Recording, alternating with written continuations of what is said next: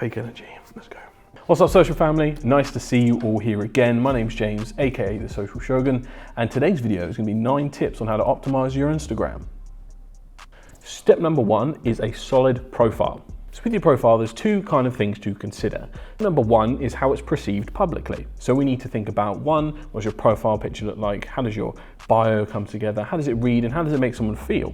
But then the second part of that is Instagram's search type features and how it will actually optimize for Instagram search. Let's start with what account type will actually suit you.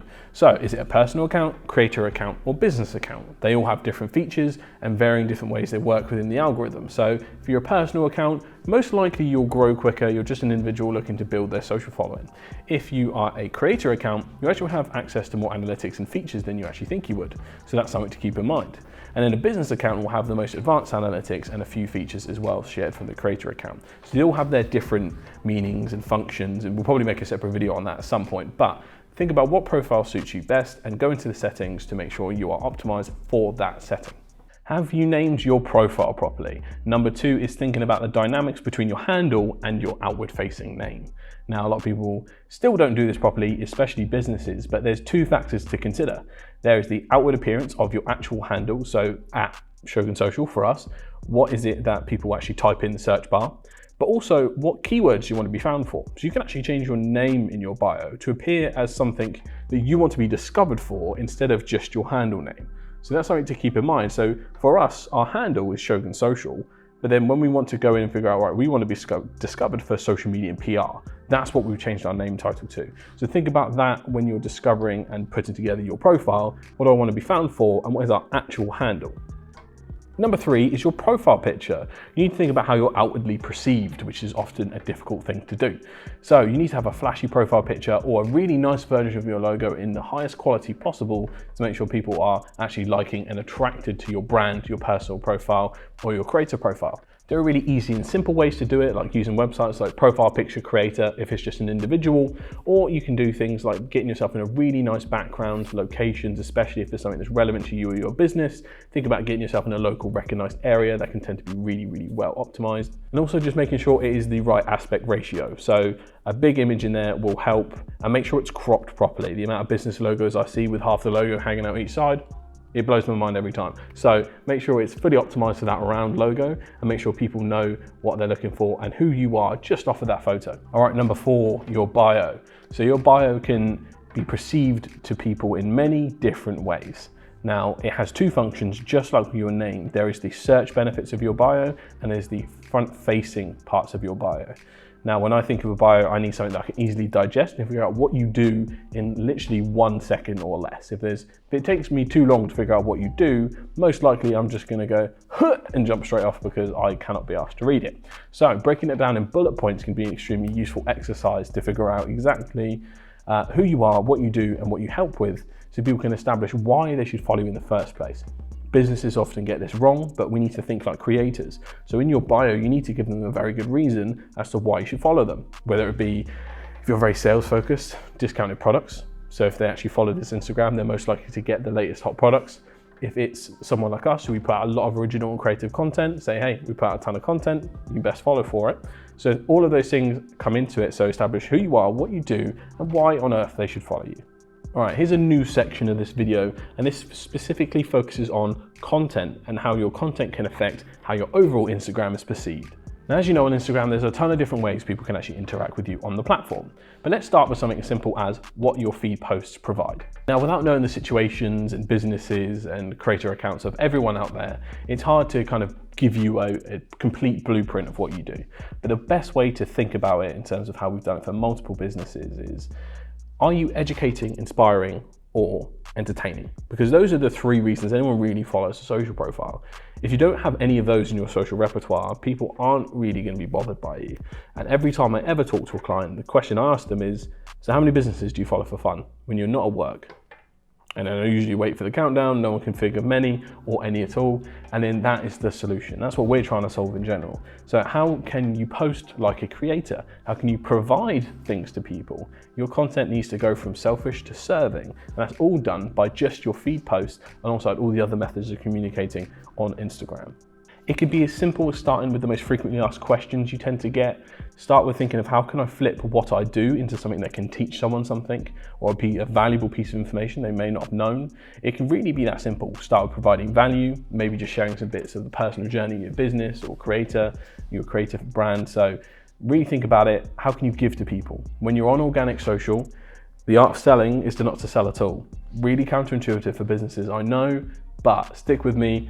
Give as much as humanly possible on organic social. There are other channels for selling. This is where you build your brand, and feed posts are the ideal way to do that. All right, let's look at how to optimize your Instagram stories. Stories is something I'd recommend to keep as native as humanly possible. Depending on what brand you are, this may be more difficult than others, but stories are a great window into the daily activities of your business or you as a creator. So when I think about how to use stories, I always think, right, that is a medium for authentic communication and pushing out the messaging that you want. So if there's any place to sell on Instagram, stories is the place for it to be. Especially if you have over 10K followers, you can use the swipe up. As of the 30th of August, which is, well, I think the 31st of August now, date of recording this will actually be replaced, and I think this is rolling at US first. Instead of the old swipe up, if you have over 10K, there will be a new stickers feature where you can essentially go website link, and the outward website link will be displayed on your story for people to decide whether they want to click on it or not. Now this feature will be for people over 10K followers at first. But once everyone has it, we're hoping that Instagram allows that to be given to everyone. So no matter what size you are, or even bring down the barrier to entry a little bit, you can actually do outbound links, which would do a lot for the platform and for the younger creators on it, because my word, do they make it difficult on us sometimes, and that's why whole videos like this exist on how to grow on Instagram. So keep that in mind. Stories is a place where you can authentically communicate, keep it natural, keep it flowing. Don't overthink it, but you are allowed to sell on there. So do think about how you can promote certain things if it fits within the narrative of your account. And finally, my favorite, Instagram Reels. Instagram Reels is where you're going to get the best brand reach right now, so please do not underestimate it. Think about how you can translate as much as your valuable, educational, or inspiring content into video as humanly possible, because that will be pushed out to thousands of new people. Like whenever we put out a reel for Shogun Social, they rarely get under 1,000 views, and we are quite a niche business in terms of being focused on social media and PR. So you need to think about, I need to push this out to as many people as possible. And what you cannot forget when it comes to Reels is you are going out to new people every time here. This isn't like when you put out a normal feed post where your followers are going to see it and they have some assumptive knowledge of who you are. Every Reel, you need to assume no one knows who you are. So your messaging needs to be clear. You need to establish who you are, what you do, and how you can help them. Because that can convert that one person from a liker to a follower, just based off of how much they know about you. So do think about that. Every Reel is for someone new, and that will help optimize it to grow your Instagram profile. Also, just as a quick tip, don't overthink it. The same as Instagram stories. This can be a weird one, very counterintuitive, but you don't actually have to overproduce Reels. People really like the authentic, organic, hold the phone up, give it a go.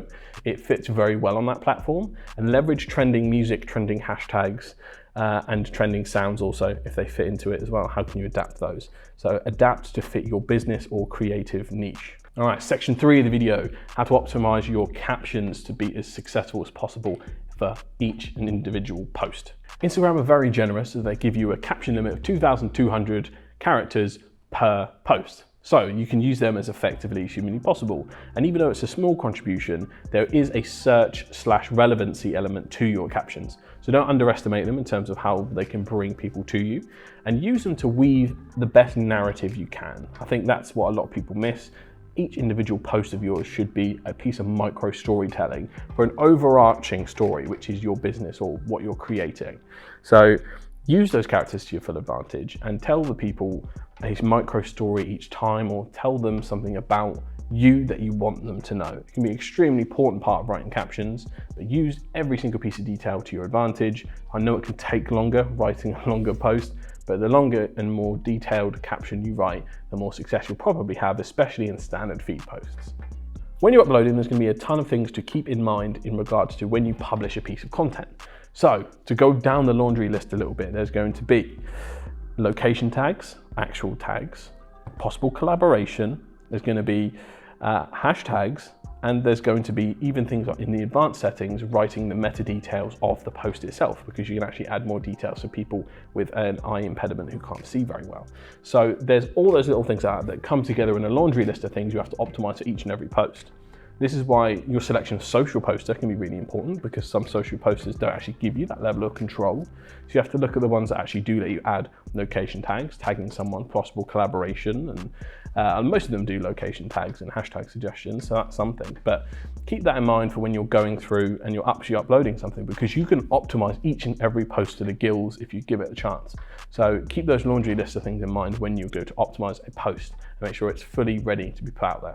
Also, in terms of hashtags are a very tricky one these days. They seem to be becoming less and less relevant, especially with the relevancy of Reels right now and how they're just giving you reach and new people for what used to be never really a thing.